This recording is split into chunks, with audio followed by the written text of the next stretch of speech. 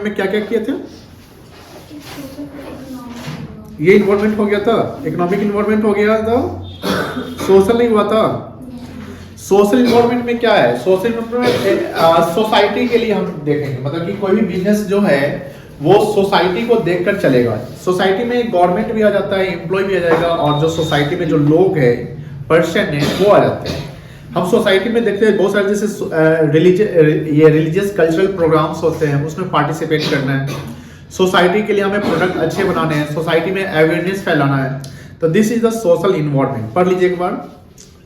Social environment consist the custom. Custom मतलब क्या होता है?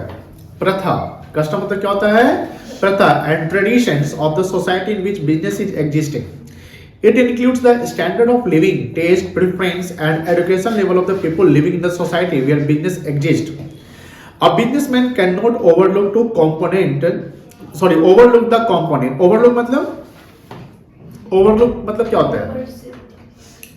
ओवरलुक करना मतलब कि ओवरव्यू कर देना, मतलब कि नजरअंदाज कर देना, ठीक है ना बेटा? Over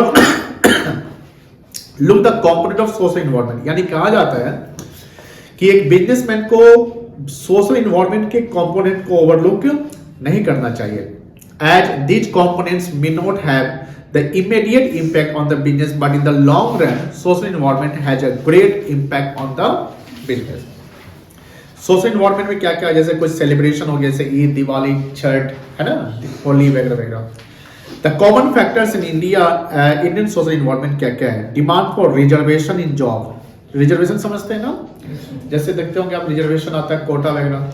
demand for equal status of women by paying equal wages for male and female worker. Office में जैसे मेल वर्कर है, फीमेल वर्कर है, तो उनको पेमेंट उनके काम के अकॉर्डिंग दीजिए, सेक्स के अकॉर्डिंग नहीं कि फीमेल है तो उनको कम मिलेगा, मेल है तो ज्यादा मिलेगा, जितना जो काम कर रहे हैं उनके अकॉर्डिंगली।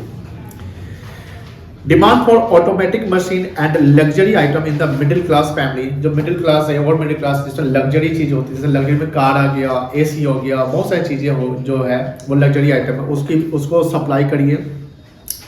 द सोशल मूवमेंट और to improve the education level of girl child. आप जानते होंगे कि जैसे गर्ल चाइल्ड का एजुकेशन लेवल कम होता है as compared to boy child, तो उसको इम्प्रूव करने की जरूरत है। Health and fitness trend has become popular. आजकल देखे होंगे शहर में हर जगह जिम वगैरह खुलता है, फिटनेस ट्रेंड, योगा सेंटर खुलता है। इससे क्या होता है कि हेल्थ पे भी लोग कॉन्सेंट्रेट करेंगे। Some aspects of social environment क्या है? इससे क्या होता है? लिविंग स्टैंडर्ड इंप्रूव होगा, इंपॉर्टेंस और place of women in workforce, women को थोड़ा सा इंपॉर्टेंस मिलेगा। Birth and death rate improve करेगा, पॉपुलेशन ठीक होगा। Attitude of customers towards innovation lifestyle वो चेंज हो जाएगा। Education and literacy rate change होगा। Tradition, customs and habits of people, ये सब किस में आता है आपका? सोशल इन्वायरमेंट में। थर्ड आपका पॉलिटिकल इन्वायरमेंट। अभी आप देखे होंगे कि ट्रक जो ड्राइवर है, बस ड्राइवर, उसका हड़ताल चल रहा है, आज साल खत्म हो गया। तो उसमें गवर्नमेंट ने क्या, कोई लॉ में प्रोविजन डाला कि भैया अगर कोई ट्रक ड्राइवर, अगर ट्रक से किसी का एक्सीडेंट हो जाता है तो ड्राइवर का ड्यूटी बनता है कि उस आदमी को, जो भी एक्सीडेंट हुआ है, उसको हॉस्पिटल पहुंचाए। अब ड्राइवर कहना कि अगर हम रुक कर हॉस्पिटल पहुंचाने जाएंगे तो भीड़ इकट्ठा हो जाएगी और हमको मार सकती है, तो फिर वहां पर क्या प्रोविजन है?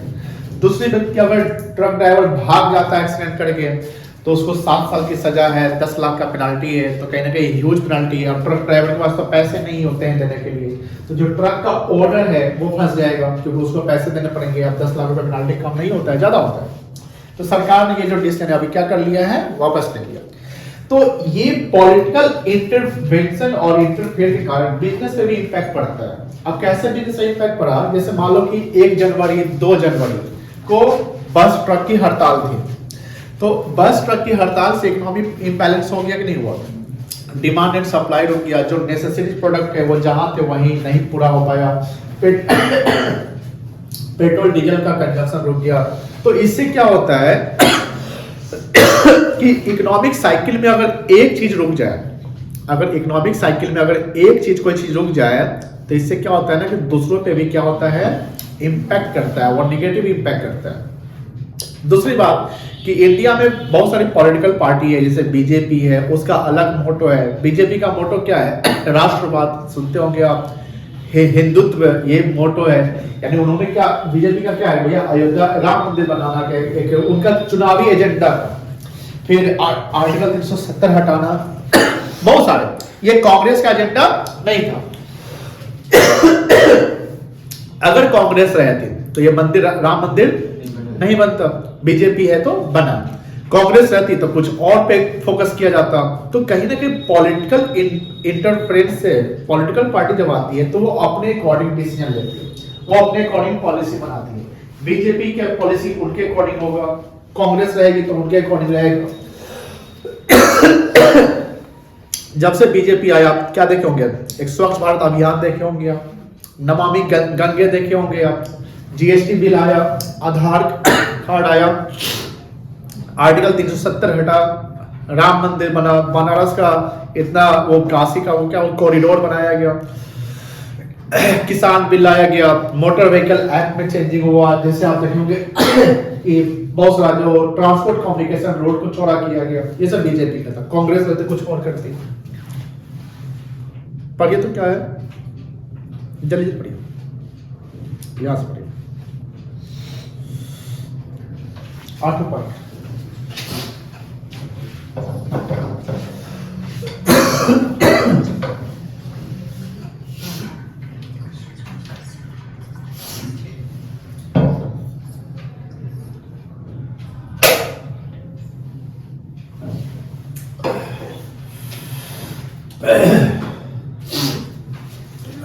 पढ़ लिए? क्लियर है? चलिए, लीगल देखिए, लॉ जानते ही होंगे कि जो भी बिजनेस इन्वॉल्वमेंट, जिस बिजनेस इन्वॉल्वमेंट आप बिजनेस करते हैं वहां का लॉ जानना जरूरी है। लॉ रीजनल लॉ भी होता है, कुछ नेशनल लॉ भी होते हैं और कुछ इंटरनेशनल लॉ होते हैं। अगर हम एक्सपोर्ट इंपोर्ट कर रहे हैं तो जिस कंट्री को हम एक्सपोर्ट कर रहे हैं, जिस कंट्री से इंपोर्ट कर रहे हैं, वहां के लॉ को हमको जानना जरूरी है। प्लस हम इंडिया में अगर बिजनेस कर रहे हैं तो इंडिया में जिस लोकेशन, जिस रीजन में बिजनेस कर रहे हैं वहां के लॉ को हमको जानना जरूरी है। लॉ चेंज होने से क्या होता है ना कि बिजनेस पे भी इंपैक्ट पड़ता है। और जो भी बिजनेस में लॉ है, जो भी लॉ चल रहे हैं, उस लॉ को अवॉइड करना हमारा ड्यूटी होता है। अवॉइड मतलब ABIDE, अवॉइड जानते हैं? ओबे मतलब, ओबे तो बहुत पढ़े होंगे बचपन से ही। ओबे मतलब पालन करना, है ना, मानना, नियम मानना। अवॉइड मतलब वही हुआ, नियम को मानना। अब मान लो कि जो लॉ बन गया, जैसे सरकार अभी ये ट्रक ड्राइवर वाला लॉ बनाता, नहीं वापस देता, चाहे कुछ हो जाए, तो कहीं ना कहीं वो लॉ अप्लीकेबल हो जाता। जब लॉ बनता है तो लॉ क्या है ना कि लॉ कॉन्सेप्ट को या कोई भी सिस्टम को क्या करता है, ओवरराइड कर देता है।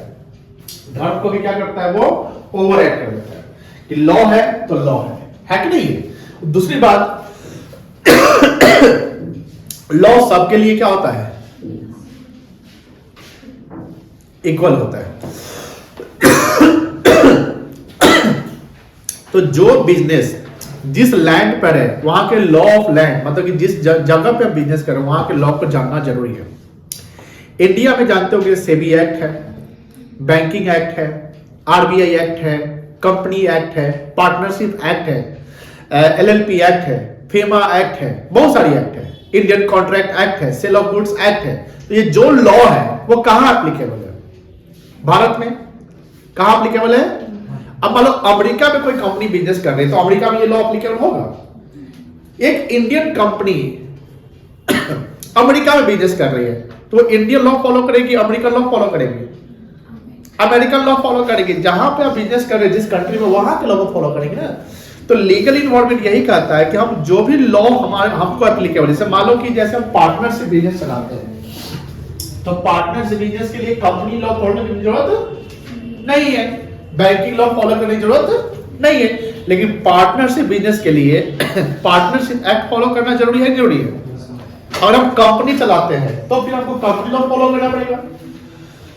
मेरा बैंक चलता है तो बैंकिंग लॉ फॉलो करना पड़ेगा, RBI लॉ फॉलो करना पड़ेगा। तो जो बिजनेस कर रहे हैं उससे रिलेटेड लॉ को जानना जरूरी है। अगर हम शराब का बिजनेस करें तो शराब के लॉ को जानना जरूरी है।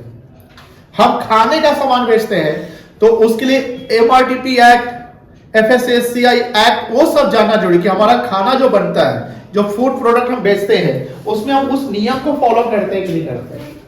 आप देखते होंगे कि मैगी एक बार क्या हुआ, बैन कर दिया गया, कैडबरी चॉकलेट बैन कर दिया गया। तो ध्यान रखना जरूरी है कि जिस प्रोडक्ट को आप बेचते हैं, जिस प्रकार का आपका ऑर्गेनाइजेशन है, उस प्रकार के लॉ को फॉलो करना जरूरी होता है। ठीक है, पढ़िए तो लीगल इन्वॉल्वमेंट पढ़िए तो बेटा।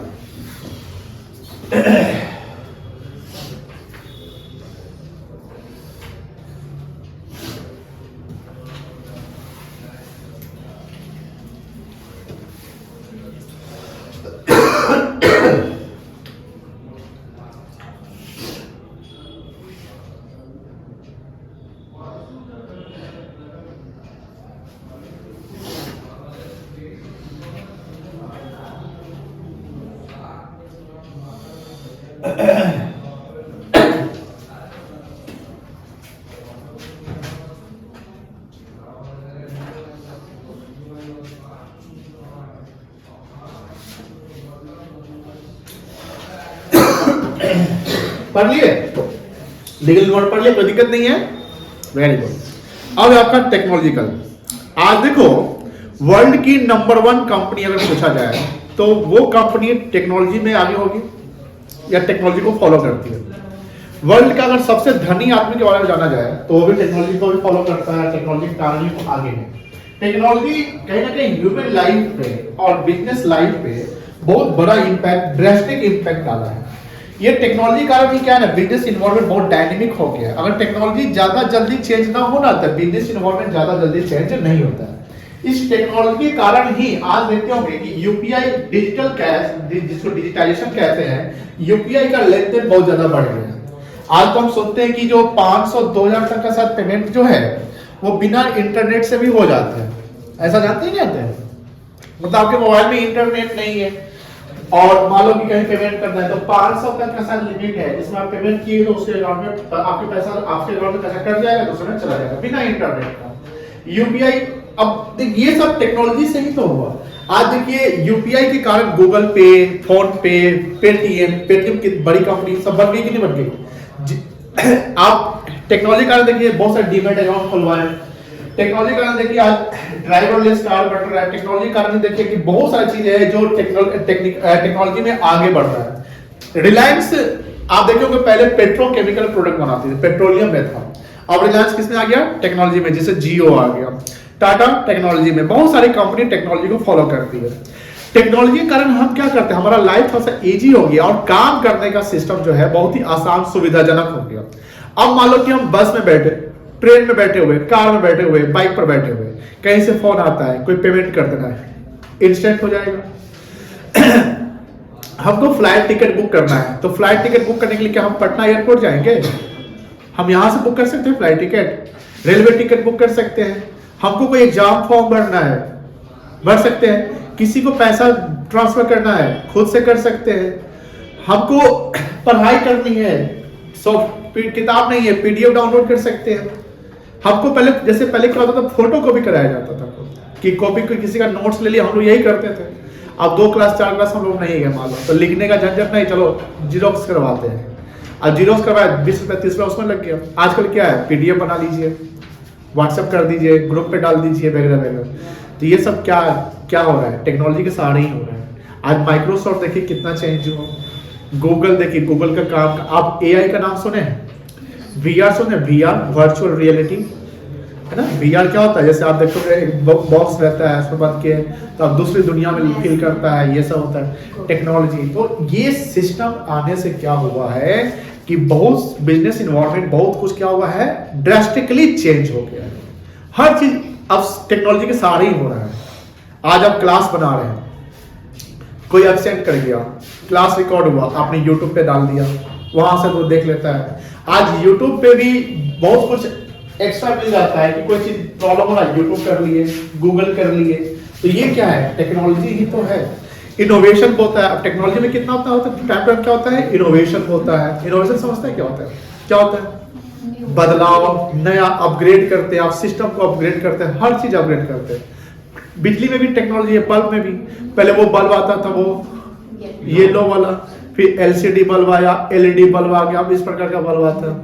ये सब टेक्नोलॉजी की तो बात है। आज देखिए अलेक्सा का नाम सुने होंगे, तो अलेक्सा अब रूम में ऐसा सिस्टम हो गया कि वाईफाई कनेक्टेड रूम है। अब आप बैठे हुए बेड पर और आपका मतलब कि उसमें पैसे खर्च होते हैं। अब सामने डोर पे कोई है तो अलेक्सा ही आपको बता देगा कि कौन है सामने।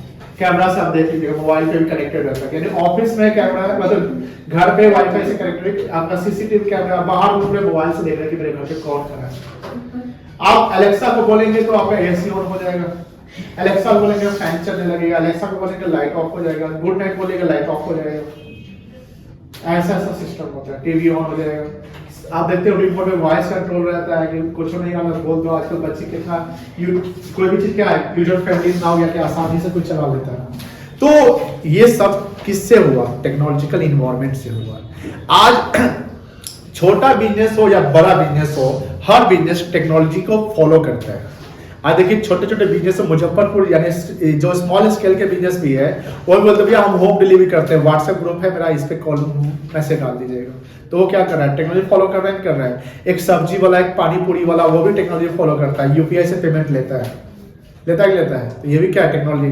अब जो न पढ़ा लिखा है, पहले क्या था जब यूपीआई का आया था कॉन्सेप्ट, तो सरकार एंटी पार्टी क्या बोलती थी, भैया जो पढ़ा लिखा नहीं है उसको वो कैसे लेगा देगा, वो कैसे पेमेंट करेगा। आज इतना सिस्टम इजी हो गया, इतना इजी हो गया है कि भैया आप पेमेंट करेंगे तो आपको वो रेडियो टाइप का बॉक्स रहता है, बजेगा कि 500 रुपया आया, 200 आया, प्लस स्क्रीन पर हाईलाइटेड होता है कि हाँ 10 इतना रिसीव हो गया। तो इसमें इतना इजी। तो ये सब कैसे हुआ? अपग्रेड हुआ, समय के साथ बदलाव हुआ कि लोगों को क्या चाहिए, लोगों को क्या दिक्कत होती है उसको ठीक करो। अब लोगों को पढ़ने में दिक्कत होती है, तो ऐसा करो, मैं पैसा जाएगा तो अब आ जाएगा कि हाँ 500 रुपया हिंदी में आएगा।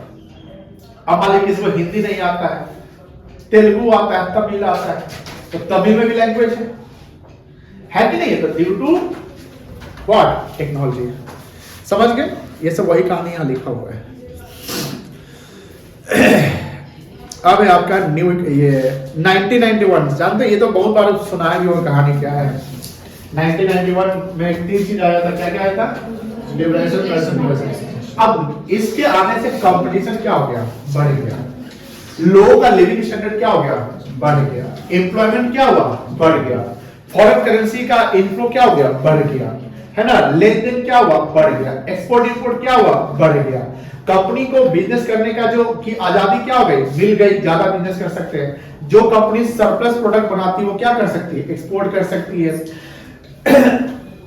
अगर आप लोकल लेवल पे बिजनेस करते हैं तो आपका कंपटीशन लोकल लेवल पे रहता है। जैसे मान लीजिए आप एक स्कूल में पढ़ते हैं, उस स्कूल के क्लास में 50 स्टूडेंट पढ़ते हैं, अब वहां से आप टॉप कर जाते हैं, तो आपका कंपटीशन उस स्कूल के 50 स्टूडेंट से ही है, पूरा डिस्ट्रिक्ट में थोड़ी है आपका कंपटीशन। बात समझ रहे हैं? जब आप एक कॉलेज में आते हैं, ठीक है ना, स्कूल से कहां चले गए? कॉलेज, जहां 500 स्टूडेंट हैं, तो आपका कंपटीशन क्या हो गया? उस 500 के बीच हो गया। फिर आप बिहार बोर्ड के जैसा भी 12th का एग्जाम दे रहे हैं, अब मान लो 10th पास करके आए आप लोग, 10th में आप टॉप कर गए, मान लीजिए रैंक 1 आया, रैंक 2 आया, तो आपका कंपटीशन उस स्कूल से लेके लेवल से रहा होगा कि हम स्कूल में रैंक 1 रहे हैं। जैसे आप बिहार लेवल पे देखेंगे, स्टेट लेवल पे, तो आपका रैंक 100 200 रहा होगा। फिर एग्जाम आप जब दे रहे हैं बिहार में, तो कहीं ना कहीं जब हम आगे बढ़ते हैं तो यूनिवर्सिटी लेवल पे जब जाते हैं तो यूनिवर्सिटी लेवल पे कंपटीशन बढ़ जाती है। उसी प्रकार एक बिजनेसमैन अगर बिजनेस लोकल लेवल पे कर रहा है तो उसका कंपटीशन क्या है? लोकल लेवल पे ही है। नेशनल लेवल बिजनेस करेगा तो कंपटीशन नेशनल लेवल पे। लेकिन जब आप ग्लोबल बिजनेस करते हैं तो आपका कंपटीशन क्या हो गया? फॉरेन कंपनी से भी तो हो गया कि नहीं हो गया? अगर मान लो कि इनोवेशन नहीं होता, 1991 की पॉलिसी नहीं आती, फॉरेन कंपनी का प्रोडक्ट इंडिया नहीं आते, तो हम इंडियन प्रोडक्ट को खरीद कर खुश हो जाते हैं। अरे वाह, अलेक्सा जैसा चीज हम सुनते ही नहीं हम लोग। अमेज़न क्या होता है हम जानते ही नहीं, इस पे ड्राइवरलेस कार क्या होता है ये सब नहीं जानते। लेकिन ग्लोबल इन्वायरमेंट के कारण, ग्लोबलाइजेशन के कारण ये सब क्या किया लोग जानने लगे। तो 1991 में 3 चीज आया था। क्या क्या आया था? लिबरलाइजेशन, जिसमें हम सब कुछ को क्या कर दिए? इजी कर दिया। प्राइवेटाइजेशन में क्या था? गवर्नमेंट की जो लॉस मेकिंग कंपनीज को बेच कर प्राइवेटाइज कर दिया, डिसइन्वेस्टमेंट किया गया। और ग्लोबलाइजेशन में क्या था कि इंडियन कंपनी का इकोनॉमिक बैरियर को तोड़ के उनको ये आजादी दी गई कि भैया आप अब एक्सपोर्ट इंपोर्ट फ्रीली कर सकते हैं और फॉरेन कंपनी भी इंडिया बिजनेस कर सकते हैं। That was the globalisation. पढ़िए तो लिबरलाइजेशन क्या है, पढ़िए। कोई वर्ड दिक्कत होगा तो पूछ लीजिएगा। एवोल्यूशन मतलब क्या होता है? एवोल्यूशन फिर से नहीं, रिवॉल्यूशन तो क्रांति होता है। एवोल्यूशन होता है खत्म करना, इसका मतलब खत्म करना होता है। क्रांति जो बोले बेटा रिवॉल्यूशन। जैसे इकोनॉमिक रिवॉल्यूशन कब आया? 1991 में। इंडस्ट्रियल रिवॉल्यूशन कब आया? इंडस्ट्रियल रिवॉल्यूशन कब आया? 1956 में।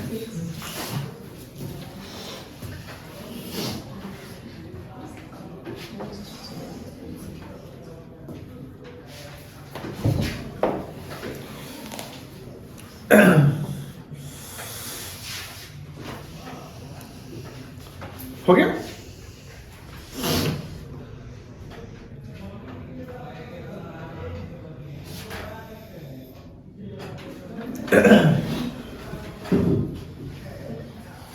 ग्लोबलाइजेशन हो गया, सॉरी लिबरलाइजेशन हो गया।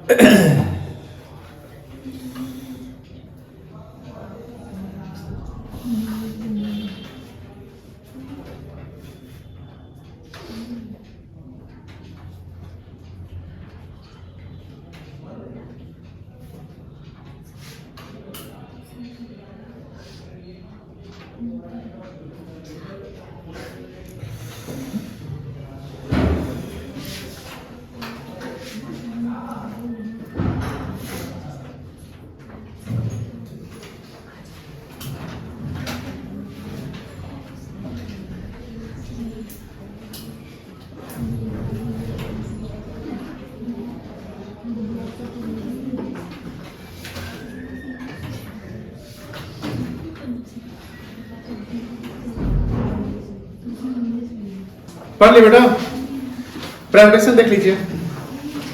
क्या किया गया? डिसइन्वेस्टमेंट किया गया पब्लिक सेक्टर का। Setting up board of industrial and BIF का सेटअप किया गया।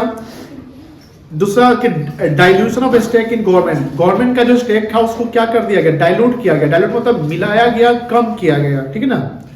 ग्लोबलाइजेशन ग्लोबलाइजेशन क्या है? ग्लोबल लेवल पे बिजनेस करना, वैश्वीकरण हिंदी में इसको कहते हैं।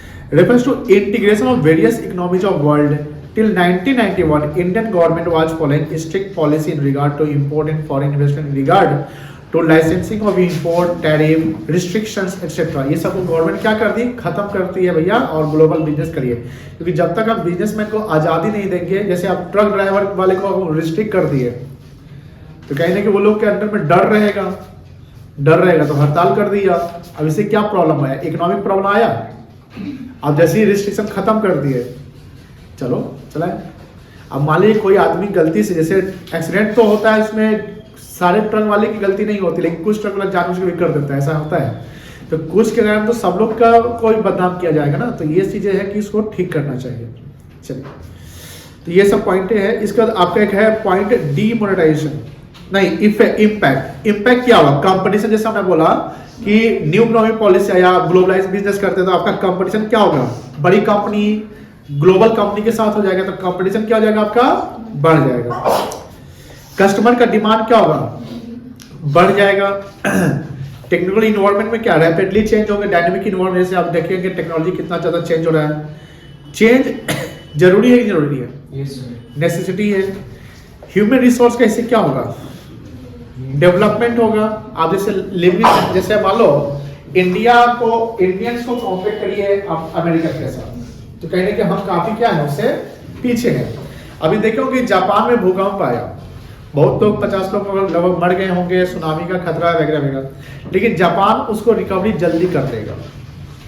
अगर इंडिया में ऐसा भूकंप आता तो उसका रिकवरी करने में बहुत दिक्कत होता है। और इंडिया का अगर शहर जैसे दिल्ली जैसे शहर में आ जाए तो वहां 32 लोग मरा, यहाँ 320 लोग कम से कम मर जाते। तो देखेंगे यहाँ एक बिल्डिंग में कितने लोग रहते हैं। दूसरी बात कि और नीचे भी आसपास भी अब भागने की जगह भी नहीं रहेंगे। जापान में क्या है कि भैया वहां पर थोड़ा सा पॉपुलेशन कम है, तो ये और वो इतना एडवांस कंट्री है कि वो जल्दी रिकवरी कर जाएगा, प्लस उसके पास पैसे की कमी नहीं है।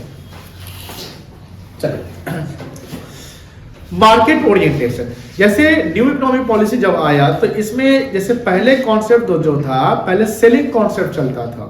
सेलिंग कॉन्सेप्ट क्या हुआ? बाय हुक बाय क्रूक हमें सेल करना है, यानी कस्टमर को मूर्ख बना के सेल कर देना है। लेकिन आज के समय में कंपनी आपको मूर्ख बनाती नहीं है, कंपनी आपको अवेयर कराती है। कंपनी चाहती है कि अगर हम मूर्ख बनाएंगे तो वन टाइम बिकेगा, कॉन्टिन्यूअसली नहीं बिकेगा। इसलिए कंपनी क्या करती है? मार्केटिंग कॉन्सेप्ट फॉलो करती है। मार्केटिंग कॉन्सेप्ट का मतलब क्या हुआ? Customer satisfaction, 24/7 service, customer feedback, customer को हम क्विक रिस्पॉन्स देंगे। अगर कस्टमर को कोई प्रॉब्लम होता है तो उसको सॉर्ट आउट करेंगे। कस्टमर का आपको प्रोडक्ट खराब मिला तो हम रिप्लेस करेंगे, और वो चाहता है रिफंड करवाना तो रिफंड कर देंगे हम एक with in the time prescribe. पहले रिफंड पॉलिसी जनरली नहीं हुआ करता था, लेकिन जैसे ऑनलाइन बिजनेस सब आ गई तो रिफंड पॉलिसी भी हो चुकी है। तो रिफंड भी आप यानी सामान लिए, पसंद नहीं आया, आप क्या कर देते हैं? पैसे वापस करते हैं। कोई कोई कस्टमर इसका गलत फायदा भी उठाता है। एक कस्टमर था दिल्ली का, समझ गए? वो लड़का ना क्या करता था, अमेजोन से वो महंगा महंगा सामान ऑर्डर करता था, आईफोन, आईपैड वगैरह वगैरह। अब वो आईफोन खरीदता था तो वो ऑर्डर कर लिया, वो different different SIM card use करता था, डिफरेंट डिफरेंट नाम यूज करता, डिफरेंट लोकेशन यूज करता था। बोले तो सर हर जगह अपना घर था क्या उसका? नहीं, वो एड्रेस बता दिया। अब सामान आने से पहले फोन करता है ना, वो आप लोग अपना बाइक से चला गया, हाँ लाइए सामान यही दे दीजिए, वो अपना एड्रेस की मेरा बगले में घर है कि नहीं है? अब क्या करता था कि आईफोन ऑर्डर किया, मान लो कि 50,000 रुपए का, और वो आईफोन लिया तो उसका वो एक वीडियो बनाता था और उसको बोलता कि हमको आईफोन के पास साबुन मिल गया, ईंटा मिल गया, नहीं मिला, कुछ भी ऐसा करता था। अब अमेजोन से फीडबैक डाल देता था कि रिफंड पॉलिसी, मतलब पैसा हमको वापस करो, हमको सामान मिल गया। उसका एक वीडियो बनाता था साबुन वाला, वो खुद बना अपना कर लेता था एडिट और डाल देता। अब हुआ क्या कि अमेजोन एक बहुत बड़ी कंपनी है और उसको 50,000 के रिफंड से अमेजोन कंपनी को नुकसान नहीं होगा, लेकिन जिसको 50,000 मिलेगा वो बहुत खुश हो जाएगा, भाई 50,000 रुपया हम कमा लिए, है कि नहीं है? और हमको आईफोन भी मिल गया, ऐसा भी हो सकता है, या आईफोन की जगह पैसा मिल गया हमको। अब बात ये थी कि वो बंदा को आईफोन मिल गया, क्योंकि आईफोन तो आईफोन था, लेकिन वो बोला क्या, साबुन आ गया, प्लस उसको पैसा रिफंड में 50,000 रुपया मिल गया, तो उसको 1 लाख का सामान हो गया ना। अब वो आईफोन जो आया उसको क्या करता था, बेच देता था 40,000 45,000 में किसी को, अब बेच देता था। अब हुआ क्या कि वो ऐसा बार बार करता था, डिफरेंट डिफरेंट नाम से। अमेज़न को उसको ट्रैक नहीं कर पा रही थी, है ना। लगभग ऐसा करते करते लगभग वो 36 लाख रुपया कमा लिया था। और ये 36 लाख रुपया कमाने में उसको कितना लगा था? 6 महीना लगा था। 6 महीना में 36 लाख रुपया बना लिया था, महंगा महंगा सामान वाला था। अब ये पकड़ा गया। कैसे पकड़ाया? जो डिलीवरी बॉय देता था ना, तो ऐसे सेम डिलीवरी बॉय, मतलब कि बार बार देखा कि इसको तो 3-4 बार सामान दिए हुए हैं, और डिलीवरी बॉय को पता चल जाता है, क्योंकि जब वो आता है ना कि भैया तुम क्या सामान दो, उसको भी डांट सुनना पड़ता है। हो सकता है कि डिलीवरी बॉय बीच में ही वही सामान निकाल लेता है क्या। तो वो क्या कर दिया अमेज़न कंपनी में, मतलब कि जो उसका हेड होता है, रीजनल हेड होता है, उसको बोला कि सर ऐसा सही ये ना ये दाम पेश कर रहा है, ये एक ही बंदा है, ये डिफरेंट डिफरेंट बंदा नहीं जिसको हम सामान वापस करते हैं या रिफंड करते हैं, ये एक ही बंदा है। पुलिस ने अब उस थाने में जो उसका जो जुरिस्डिक्शन होता है उसमें थाने में एफआईआर कर दिया। उसके बाद पुलिस उसके पीछे सिविल ड्रेस में पड़ गई कि चलो इसको पकड़ेंगे।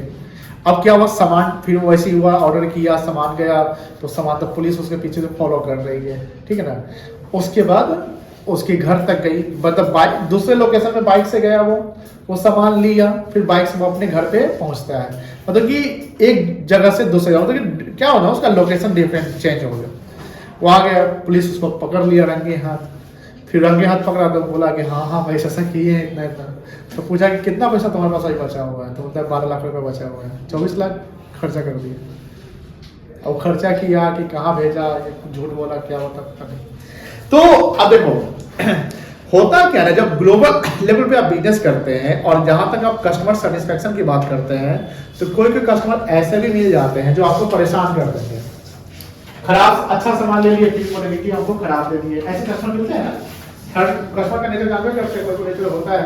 अब जो बिजनेसमैन होता है सभी कस्टमर के बीच में उस कस्टमर से बकझक नहीं करेगा। वो सोचेगा भैया इससे बकझक करेंगे, जान रहा है कस्टमर झूठ बोल रहा है, बेईमानी कर रहा है, फिर भी बोलेगा सर ठीक है हम आपको रिफंड कर देते हैं, चलिए। क्यों? क्योंकि उससे हम बकझक कर लेंगे तो जो कस्टमर सुन रहा है वो कहेगा भैया ये दुकानदार गलत है। कस्टमर हमेशा किसका पक्ष लेगा? कस्टमर का लेगा। कस्टमर किसका पक्ष लेगा? कस्टमर का, दुकानदार का पक्ष नहीं लेगा। तो यहां पर कुछ ऐसे पॉइंट्स होते हैं, जैसे देखो कस्टमर सेटिस्फेक्शन अल्टीमेट गोल होता है किसी बिजनेसमैन का, लेकिन समटाइम कोई कस्टमर ऐसे होते हैं जो ज्यादा सेटिस्फेक्शन की कोशिश करते हैं, है कि नहीं? चलिए, लॉस ऑफ नेक्स्ट क्या इंपैक्ट है? Loss of budgetary support of to public sector. देखो जैसे प्राइवेटाइजेशन हुआ तो पब्लिक सेक्टर क्या हो गया? पब्लिक सेक्टर बिजनेस क्या हो गया? कम किया, और किस में आ गया? Private sector. Export for matter of export of matter of survival. Survival मतलब क्या होता है? ग्रोथ नहीं, सर्वाइवल तो सर्वाइवल। समटाइम ये होता है कि आजकल इतनी जो ग्लोबलाइज बिजनेस हो गई है, ऑनलाइन बिजनेस हो गया है, इसके कारण क्या होता है ना कि जो इंडियन कंपनी है या इंडियन बिजनेसमैन है उनको सर्वाइवल भी करना पड़ जाता है। जैसे मान लो क्या बोले ना, माइक्रोमैक्स एक Indian mobile phone making company है। अब इंडिया में अगर मान लो कि भारत सरकार बोले कि हम इंपोर्ट फॉरेन फोन को इंपोर्ट नहीं करवाना है, तो इंडिया में कौन फोन बिकेगा? माइक्रोमैक्स का। अब इंडियन गवर्नमेंट बोलते हैं कि नहीं सब कंट्री के कंपनी बेच सकते हैं, तो इससे किसको नुकसान होगा? इंडियन कंपनी को नुकसान होगा, नुकसान होगा। अगर फॉरेन प्लेयर आपके देश में आ जाए, फॉरेन कंपनी अगर आपके देश में आ जाए, तो इंडियन कंपनी को ज्यादा कंपटीशन झेलना पड़ेगा ना? नहीं झेलना पड़ जाएगा। टाटा की कार बिकती है, आप जब कार लेने जाएंगे आपके पास है ना कार, किस कंपनी की है? Hyundai की। Hyundai कहाँ कंपनी है? साउथ कोरिया की है। अब मान लो Hyundai कंपनी बैन कर दिया कि Hyundai south Korea company India में नहीं बेचेगी सामान, मान लो, तो अब टाटा का जाइए लेने जाइए ना। तो सिंपल सी बात है कि Hyundai के आने से, सुजुकी के आने से, होंडा के आने से, और भी बहुत सारी कंपनी है, वो सब के आने से जो इंडियन कंपनी जो कार मेकिंग कंपनी है, कौन है? महिंद्रा है, और कौन है? टाटा है, मारुति है। तो इसको भी नुकसान होना पड़ जाएगा ना। That is called the export matter of service. Indian company अब क्या करेगी? अपना इंप्रूवमेंट करेगी, और इंडियन कंपनी कहेगी अब हम भी एक्सपोर्ट करेंगे, अब हम दूसरे कंट्री में हम भी बिजनेस करेंगे, है कि नहीं है? चलिए, रिस्पॉन्स क्या आया? रिस्पॉन्स ये आया कि बिजनेसमैन को एक मौका मिल गया डाइवर्सिफाई बिजनेस करने का। डाइवर्सिफाई मतलब क्या होता है? डिफरेंट सेगमेंट में आप बिजनेस करते हैं। जैसे टाटा डिफरेंट सेगमेंट, टाटा का घड़ी भी बिकता है, टाटा का कपड़ा भी बिकता है, टाटा का नमक भी बिकता है, टाटा का कॉफी बिकता है, टाटा का चाय भी बिकता है, टाटा का कार भी बिकता है, टाटा का ट्रक भी बिकता है, टाटा का टेक्नोलॉजी भी है ना, बहुत सारी चीजें। रिलायंस का भी आप देखते होंगे। तो कहीं ना कहीं ये बिजनेस क्या कहलाएगा बेटा? डाइवर्सिफाई। टाटा का एसी भी आता है, पता है? Joint venture, collaboration. Joint venture जानते हैं? जैसे टाटा का जैगवार के साथ ज्वाइंट वेंचर है, महिंद्रा मारुति का सुजुकी के साथ, टाटा स्टारबक्स के साथ ज्वाइंट वेंचर। ज्वाइंट वेंचर मतलब डिफरेंट कंपनी क्या करती है? कोलैबोरेट करती है। चलिए, जब ग्लोबल बिजनेस करेंगे, आप वर्ल्ड लेवल बिजनेस करेंगे, तो आपका बिजनेस जितना ज्यादा अच्छा होगा, जितना प्रोडक्ट बिकेगा, उतना ब्रांड क्या होगा? आपका बिल्ड होगा। आज एप्पल ब्रांड के कारण बहुत महंगी प्रोडक्ट है। एप्पल कंपनी का प्रोडक्ट महंगा होता है, वो ब्रांड का कमाता है। हमको लगता है कि वो 1 लाख का प्रोडक्ट बनाता है ना, 1 लाख का, तो उसमें हमको लगता है कि 40 हजार रुपया तो उसका ब्रांड का वैल्यू लगता है। इतना ज्यादा कमाई है ब्रांड बिल्डिंग। आज लोग ब्रांड खरीदते हैं, उसके बाद टेक्नोलॉजी उसका ज्यादा अपग्रेड होता है कि नहीं है? चलो, वो बड़ी कंपनी क्या करती है? लेटेस्ट टेक्नोलॉजी यूज करती है, हम लोग सब जानते हैं। कॉम्पनसेशन लेवल क्या होता है? इम्प्रूव होता है। और कंपनी सब किस पे फोकस करती है? कंपनी कस्टमर पे फोकस करती है। ये जानते हैं डिमोनेटाइजेशन? पढ़ा दे कि छोड़ दे? नोटबंदी कब हुआ था? 2016 कितने तारीख को? 8। अब देखो इसका मकसद क्या था? सर ये ब्लैक मनी को निकालने का खत्म और करना, जो भी funding होता टैक्स था, चोरी बचा कब करना, जो भी जो इलीगल एक्टिविटी होती है जैसे जैसे कसने में स्टॉक ट्रेडर सब थे जो पत्थरबाज फेंकने वाले, उन सब खत्म करना। प्लस लोग जो पैसा बचाते हैं वो बचाने की आदत को, यानी घर में जो पैसा बचाते हैं, नहीं नहीं नहीं, अब आपको बैंक में जमा करना है। आज देखिए यूपीआई क्यों आया और यूपीआई इतना ज्यादा क्यों फैला, ड्यू टू नोटबंदी, डीमोनेटाइजेशन। आज देखिए नोटबंदी के कारण क्या हुआ, लोगों के हाथ में पैसे नहीं हुए। अब जब सिंपल सी बात है, कोई भी चीज आप फॉलो कब करिएगा, जब वो चीज से दूसरी चीज आप छोड़ चुके हैं तब ना दूसरा चीज फॉलो करिएगा। आपके पास पैसे नहीं रहेंगे तब डिजिटल को आप यूज करिएगा। आप देखोगे आज पर्स में लोगों के पैसे नहीं रहते, 500 2000 5000, पहले 10-10 रुपया।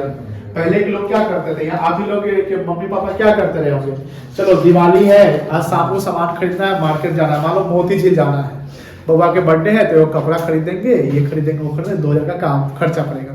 अब वो अभी कितना बज रहा है, 10:30, खाना पानी हो गया, सब कुछ हो गया, 11-12 बज जाएगा, चलो बेटा अब वो चेक लेके जाएंगे, 3000 रुपया बैंक से विड्रॉ कर लिए, है कि नहीं है। और 3000 विड्रॉ करने के लिए 15 को लाइन लगा हुआ है, वहीं पर खड़े हैं, आ जाएगा लाइन तब, चलो आ गए, 15 लाइन के बाद आपका आधा घंटा पूर गया, वहां गए 3000 रुपया, वो देखेगा ओवरराइट है, ये सिग्नेचर नहीं मिल रहा है आपको, वहां प्रॉब्लम है, चलिए आप सिग्नेचर कर लिए, फिर वो कर दिए, 3000 रुपया मिला, ठीक है। अब 3000 रुपया लेके गए कहाँ, मोती झील मार्केट, वहां आप सामान खरीदते हैं। अब कोई सामान लेना है, आपके पास 500 का नोट है, खुलते नहीं है, छुट्टा नहीं है, ई प्रॉब्लम है, उसके कारण ये सामान ले लेते हैं। दूसरा एक सामान और लेना है लेकिन पैसे खत्म हो रहा है, आप नहीं लेंगे, छोड़ दो नहीं लेते हैं, आप घर चले आए, ऐसा सिस्टम था। आज क्या है, पैसा निकालने बैंक जाइएगा, यूपीआई, पेटीएम, फोन पे, गूगल पे, अमेजन पे, क्या क्या पे है, व्हाट्सएप पे भी आता है, सुन पे चले गए। अब सामान ज्यादा भी आप खरीद सकते हैं, और ये मोबाइल से तो मतलब पैसा होना चाहिए, खरीद सकते हैं, खुला का कोई टेंशन नहीं। 98 रुपया हो गया तो 98 हो गया। यूपीआई के कारण पता है टॉफी बनाने वाले कंपनी का सेल घट गया, बोलिए कैसे। जैसे कभी ऐसे बाटा उटा लगा ना या कपड़ा क्या था कि जैसे चप्पल जूता में बड़ा होता था, गए तो 298 का चप्पल है, तो आप कितना दीजिएगा, 298 गिन के दीजिएगा, 300 रुपया दीजिएगा या 500 का नोट दीजिएगा। वो आप 500 का दिए तो 200 का नोट दे दिया, अब 2 टॉपिक थमा दिया, लीजिए। और आप क्या करिएगा, ना सिक्का दीजिए, बोला सिक्का नहीं है, छोड़िए नहीं लीजिए। अब आप टॉपिक का सिस्टम खत्म हो गया, आप क्या कर देते हैं, 298 यूपीआई कर देते हैं, है कि नहीं। दूसरा कि सेविंग का जो कल्चर था उसको खत्म करके पैसे अब कहां चले गए, बैंक में। अब जनरली पैसा आप जब यूपीआई करते हैं तो पैसा एक अकाउंट से दूसरे अकाउंट जाते हैं, ये अकाउंट टू अकाउंट ट्रांसफर है, पैसा तो बैंक में पड़ा हुआ है, मनी सर्कुलेट हो रहा है। बैंक क्या करती है, इसका फायदा बैंक और इन्वेस्ट कर रही है, इससे इकोनॉमी क्या हो रहा है, बढ़ रहा है। पहले सुनते रहे होंगे कि अभी तो जस्ट सुने कि एक महिला 50 रुपया बैंक से निकाली, अभी लोग निकाल लेता है, पता नहीं क्या नहीं, 50 रुपया बैंक से निकाले और उसके पीछे 2 बाइक वो होता बाइक वाला, और उस पैसा छीन के भाग गया। पहले ज्यादा होता था, पहले तो डेली 2-4 घटना सुनते थे, अब होता है, अब कम से कम होता है कि नहीं। चलिए ये सब कहानी थे, खत्म है। पहले भी हुआ था क्या? हाँ 2001 में इंदिरा गांधी से नहीं ये उसके बाद 2 बार हुआ है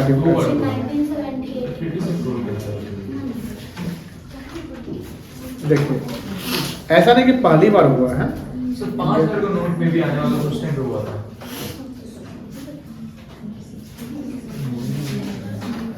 देखिए एक बार हुआ था 1946 में हुआ था। Indian government had demonetized bank notes on 2 prior occasion, यानी टोटल डिमोनेटाइजेशन कितने बार हुआ है, 3 बार। और ये 2000 नोट भी बंद हो गया है तो 4 बार कह सकते हैं। Once in 1946 and once in 1978, and in both cases the goal was to combat tax evasion. Tax evasion मतलब टैक्स की चोरी को रोकना था। इस बार का भी कॉन्सेप्ट क्या था, टैक्स इवेजन, क्योंकि ब्लैक मनी जब रहेगा तो आप टैक्स की चोरी कर रहे हैं। ब्लैक मनी रहेगा तो क्या करें, टैक्स चोरी। आज देखिए यूपीआई से लेन देन होता है तो पैसा कहाँ जा रहा है, अकाउंट से अकाउंट में जा रहा है ना, तो चोरी हुआ ही नहीं। आपके बैंक में दिख रहा पैसा, कैसे चोरी करेगा? पहले कैश होता था तो लाइए कैश मिला 5,000, नोट के 2,000 रुपया एंट्री कर दिया तो 3,000 ब्लैक हो गया, टैक्स चोरी। अभी भी टैक्स चोरी होता है कंस्ट्रक्शन वाले काम में, बहुत सारी चीज में टैक्स चोरी होता है, लेकिन पहले की तुलना में क्या हो गया है, कम हो गया है। ऐसा नहीं कि नहीं होता है, हर चीज का तोल होता है। Black money held outside the formal economic system in 1970 Janata party coalition of the government demonetized banknotes of 1,000, 5,000 and 10,000। ये नोट था पहले, इतना का नोट हुआ करता था। ये तो 10,000 का नोट उस समय 78 में, अभी का कितना, एक 78 है, अभी कितना चल रहा है, 23 24 ना सर? हाँ 24 चल रहा है। कितना साल हो गया, 50 साल, खाली से 50 नहीं हुआ, दो सब बता रहे 46 ईयर्स।